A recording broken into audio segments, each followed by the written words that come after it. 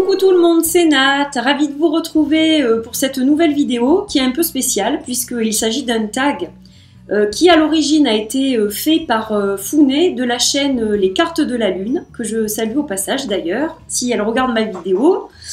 Et donc elle a tagué 3 personnes qui ont tagué 3 personnes, etc. etc. Et moi donc j'ai été taguée par Solveig.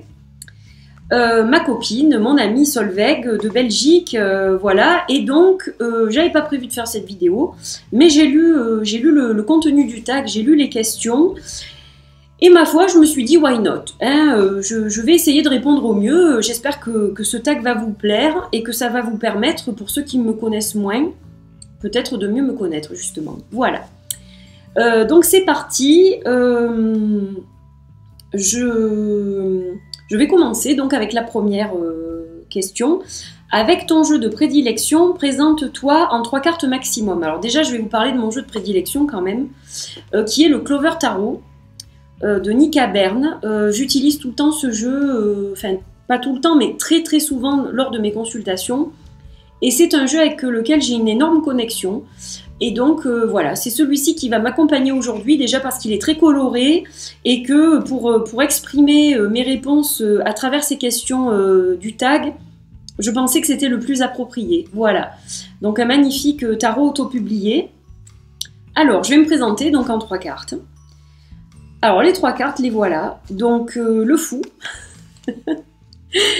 Le fou, alors pourquoi le fou? Eh bien parce que il y a quelques années, il y a maintenant 3 ans, j'ai changé de route par la force des choses, puisque j'ai été licenciée de la société où je travaillais avant.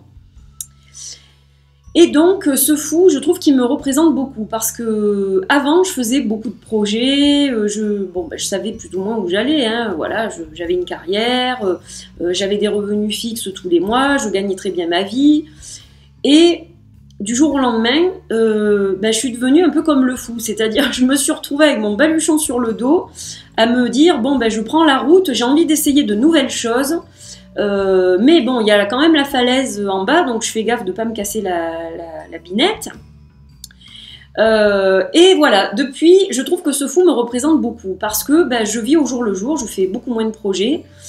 Disons que je vis complètement différemment, j'ai un cadre de vie et une vie qui me correspondent 1000 fois plus qu'autrefois, où j'étais dans une société qui ne me correspondait pas vraiment, hein, qui ne m'a jamais correspondu. Aucun des boulots que j'ai fait avant de faire celui que je fais aujourd'hui ne m'a vraiment correspondu à 2000%. Mon rêve, mon souhait, c'était de faire quelque chose qui me faisait vibrer et qui me correspondait à 2000%. Maintenant, bon, c'est pas facile tous les jours, et voilà pourquoi ce fou me représente tellement bien. Je ne sais jamais ce qui va m'arriver dans la journée, je ne sais jamais comment la journée va se passer, je ne sais jamais quelle route va m'emmener vers quelle destination. Donc voilà, ça me représente beaucoup. Et puis c'est très bien comme ça. Je me retrouve complètement dans ce fou. Voilà, premièrement. Alors la deuxième, c'est la grande prêtresse. Parce que, un peu de mystère, c'est vrai que je ne suis pas très expansive au niveau personnel. Bon, je ne vais pas vous dire énormément de choses parce qu'il y a une partie que je garde privée parce que je trouve que c'est normal. Je suis pas le genre de personne à tout déballer sur les réseaux sociaux, donc j'en dis un petit peu, mais pas trop non plus.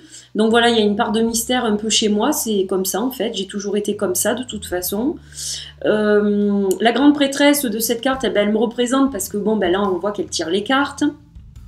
Donc il y a un peu le monde d'en haut, elle est connectée au monde d'en haut, voilà, il y a la connexion avec la lune aussi, on la voit derrière.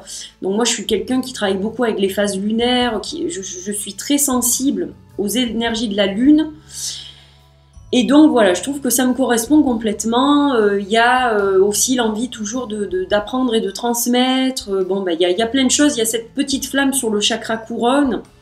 Voilà, il y a beaucoup de choses à travers cette carte qui me représentent. Donc l'intuition, je dirais, c'est quelque chose que je développe, que je travaille au quotidien à travers mes soins, à travers les cartes. Voilà, c'est moi, ça me représente assez bien. Et donc la troisième, c'est la reine des bâtons. Alors déjà parce qu'elle est accompagnée de son familier sur cette carte, donc voilà, moi aussi j'ai mon familier, j'ai plusieurs chats, mais j'en ai un particulièrement qui est mon familier, et qui me nettoie, qui me donne de l'énergie, à qui je transmets aussi des choses, voilà, on travaille en symbiose avec ce chat, c'est formidable. Et puis la reine de bâtons, c'est les bâtons, c'est le feu. Moi je suis lion, donc elle sait ce qu'elle veut. Elle sait ce qu'elle veut pas. Elle a un certain caractère bien trempé et ça me ressemble aussi pas mal. Alors je suis assez douce quand même dans l'ensemble. Mon signe est un peu atténué par mon ascendant cancer et ma lune en balance. Mais je me retrouve quand même dans cette personne. C'est-à-dire qu'aujourd'hui, je sais ce que je veux et je sais ce que je ne veux plus surtout. Voilà, c'est dans ce type de comportement où vraiment, voilà, elle est solide et campée sur ses positions, cette reine des bâtons, et voilà, je me retrouve là-dedans complètement. Donc voilà, pour ma présentation à moi. Alors, la deuxième question, c'est quelles sont les cartes, donc toujours 3 maximum, qui représentent le mieux ta vision de la famille, ou juste de ta vie personnelle en général? Bon, ça va être les deux. Ça va être les deux. Alors la première carte, c'est celle-ci, le 6 de coupe, parce que ça m'évoque un peu la maison où j'allais en vacances chez mon oncle et ma tante dans l'Aude, quand j'étais enfant. Voilà, donc beaucoup de nostalgie, de beaux souvenirs qui me font chaud au cœur, mais beaucoup de nostalgie parce que ces vacances-là, je les passais avec mes parents et je n'ai plus mes parents en fait. Donc mon équilibre familial s'est ébranlé déjà une première fois quand j'ai eu 23 ans. J'ai perdu ma mère subitement en fait. On peut dire pratiquement du jour au lendemain. Donc ça a été très difficile parce qu'ensuite il a fallu que je me construise sans ma mère et j'étais très très fusionnelle et très proche de ma maman. Donc ça a été très très difficile. Je me suis beaucoup rapprochée de mon papa à partir de là. Et quand j'ai perdu mon papa en 2005, ça a été de nouveau eh bien, un monde qui s'écroule. Je n'avais plus aucun de mes 2 parents, donc malgré le fait que j'ai un frère et 3 sœurs, j'ai perdu une partie de moi qui a laissé un grand vide et je n'avais pas la spiritualité que j'ai aujourd'hui. Donc voilà, déjà, bon, la famille, pour moi, c'est mes racines, ce sont mes parents, mais aujourd'hui, ils sont autour de moi. Ils me guident au quotidien dans ma pratique, dans ma vie personnelle, dans ma vie professionnelle. Et je les en remercie très fort parce que c'est grâce à eux que je suis la personne que je suis aujourd'hui en fait. Donc voilà, la nostalgie un petit peu, j'aimerais les avoir près de moi physiquement, mais je les ai sous une autre forme et voilà, j'embrasse les énergies qu'ils me transmettent tous les jours. Donc la première chose, c'est ça. Alors la deuxième carte, c'est celle-ci, le 4 de bâton, parce que quand j'ai rencontré mon mari et qu'ensuite on s'est mariés, eh bien il m'a donné donc une seconde famille. Je n'avais plus mes parents, mais les siens m'ont en quelque sorte adoptée. Et donc j'ai retrouvé un foyer stable, un foyer aimant, des beaux-parents adorables qui veillent sur nous. Voilà, donc ils sont un peu comme des parents pour moi. Et j'ai retrouvé de nouvelles racines en fait. Donc j'ai toujours les miennes avec mes parents bien entendu et qui sont aussi donc spirituels maintenant. Mais j'ai reconstruit donc une autre famille, la mienne, avec mon époux et ma fille, donc qui est arrivée par la suite. Et donc voilà, cette carte, elle représente la famille dans le sens général du terme, c'est-à-dire le partage, le fait que chacun mette un petit ingrédient dans ce plat qui est en train de cuire pour qu'ensuite on le déguste tous ensemble, qu'on rigole, qu'on partage, etc. Voilà, et tout ça, je l'ai retrouvé à partir du moment où j'ai fondé ma famille avec mon époux, que j'ai donc épousé en 2006. Et ensuite, par l'arrivée de ma fille, que j'ai eue en 2008. Et à partir de là, ma vie a changé. C'est-à-dire que de nouveau, je suis devenue créative. De nouveau, j'ai ma spiritualité qui s'est ouverte. Elle avait été en berne pendant très longtemps. J'avais arrêté les cartes, j'avais arrêté certaines choses. Disons que j'avais plus trop une pratique régulière pendant quelques temps. Et l'arrivée de ma fille m'a bouleversée en fait. Et c'est elle qui a changé et qui a transformé ma vie et qui la transforme encore aujourd'hui. Donc voilà. mes racines d'une part et puis mes nouvelles racines d'autre part. Alors ensuite, quelles sont les 3 cartes qui représentent le mieux ta chaîne YouTube? Alors, ma chaîne YouTube, ça c'est mon opinion, mais vous pouvez tout à fait en avoir une autre, je ne sais pas. Donc, en premier, c'est le partage. Donc là, on a la générosité, on a vraiment un échange, on a un partage. Ce qui m'a fait créer cette chaîne, c'est le fait de vouloir partager mon amour des cartes au départ, puisque au départ, c'était vraiment basé que sur ça en fait. Je voyais toutes ces personnes qui faisaient des vidéos, des reviews, des unboxings de leurs jeux, et moi aussi étant collectionneuse, je me disais mais pourquoi je partage pas ma passion, pourquoi je fais pas découvrir moi aussi des choses, etc. Et puis j'aimerais bien trouver des gens comme moi et pouvoir parler de ces choses-là avec ces personnes-là. Et donc c'est ça qui m'a amené à créer cette chaîne. Donc voilà, ma chaîne tout d'abord, elle est basée sur le partage et sur l'échange. Elle est basée sur la joie, sur le soleil. Voilà, je suis du sud, hein, donc le soleil forcément. Mais je veux que les gens, j'espère que les gens qui viennent sur ma chaîne se sentent bien. Mon but, c'est que les gens se sentent bien, qu'ils aient du réconfort, qu'ils sentent un appui, qu'ils trouvent des petites solutions à leurs problèmes du quotidien, que ça les apaise, que ça les fasse lâcher prise. Ça leur fasse lâcher prise pour quelques minutes, voilà, après une dure journée, etc. Donc voilà, c'est un peu la vision que j'ai par rapport au ressenti que les gens me donnent aussi régulièrement. Donc voilà. Et puis le magicien, parce que avec quelques petites choses, eh bien, j'ai fondé cette chaîne. Et puis, il y a la magie qui a opéré. C'est-à-dire que au départ, j'avais des outils dans les mains, donc j'avais mes jeux, mais je ne savais pas du tout ce que cette chaîne allait donner. Et aujourd'hui, elle donne un peu ça. Plein de couleurs, plein de lumière, de la magie au quotidien, voilà, du bonheur infini que vous me donnez. Alors, moi, je vous donne, c'est ce que vous me dites souvent, mais vous aussi, vous me donnez beaucoup, parce que sinon, cette chaîne n'aurait pas de sens et elle n'existerait pas. Donc, c'est un bonheur partagé et voilà, c'est comme ça que je vois les choses.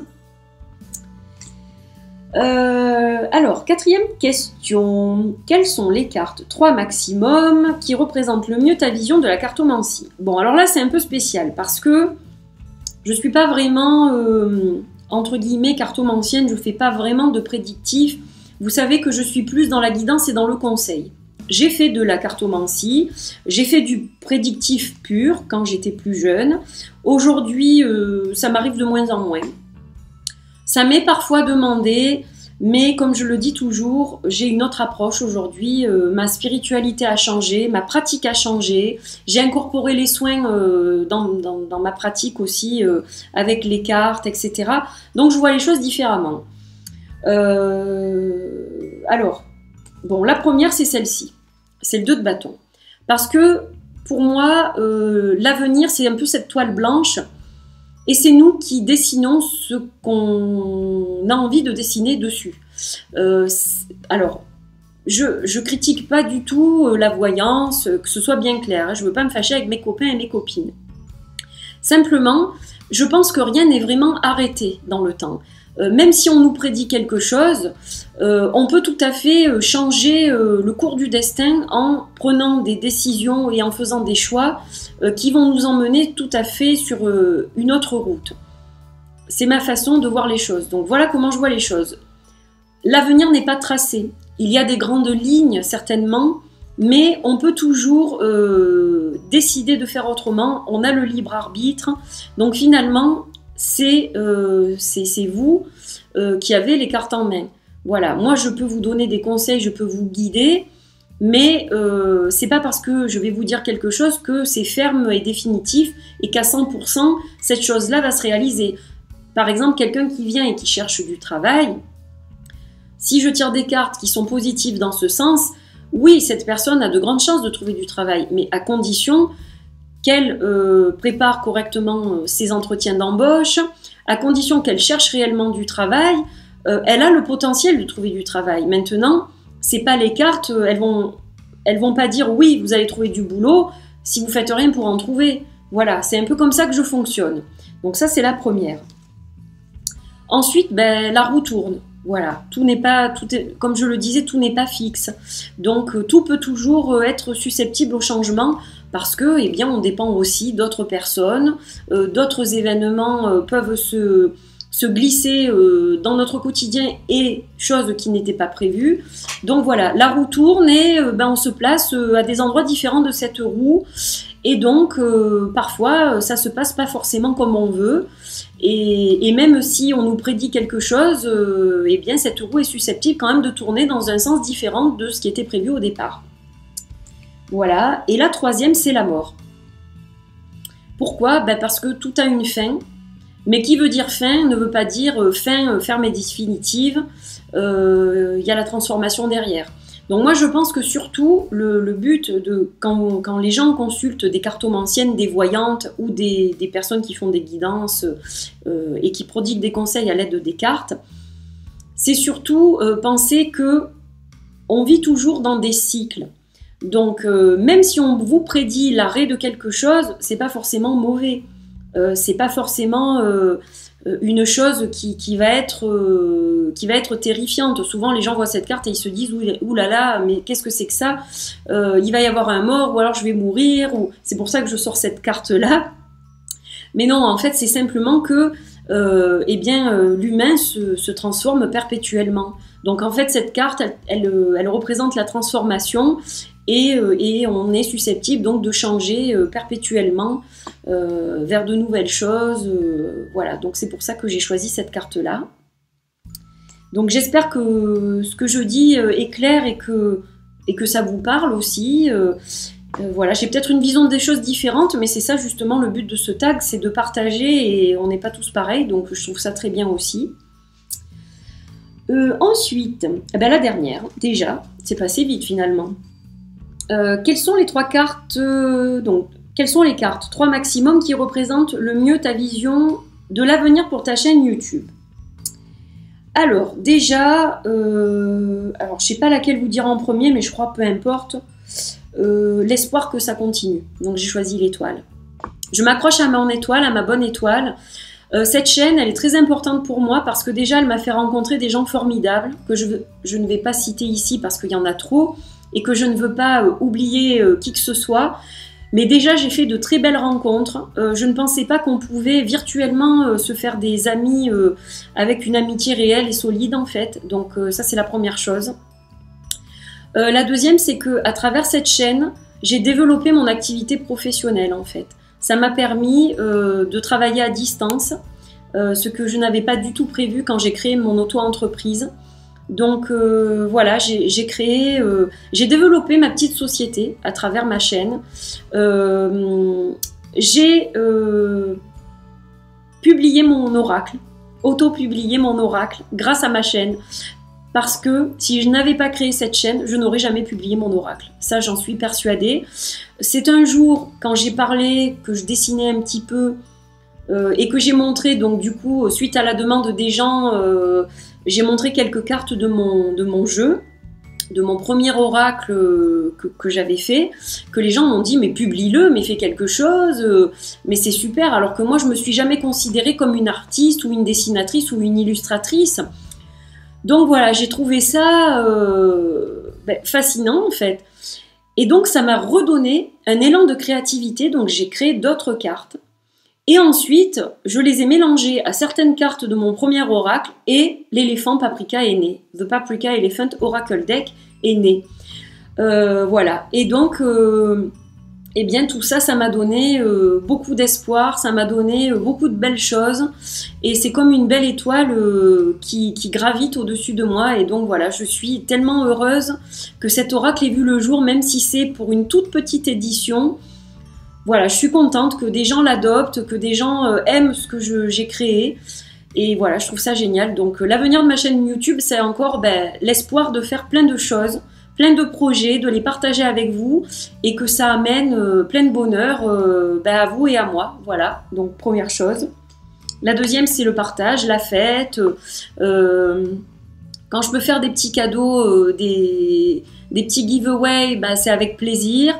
Voilà, continuer à faire de belles choses et à partager, à échanger, et que ce soit toujours quelque chose de lumineux pour vous de venir sur cette chaîne.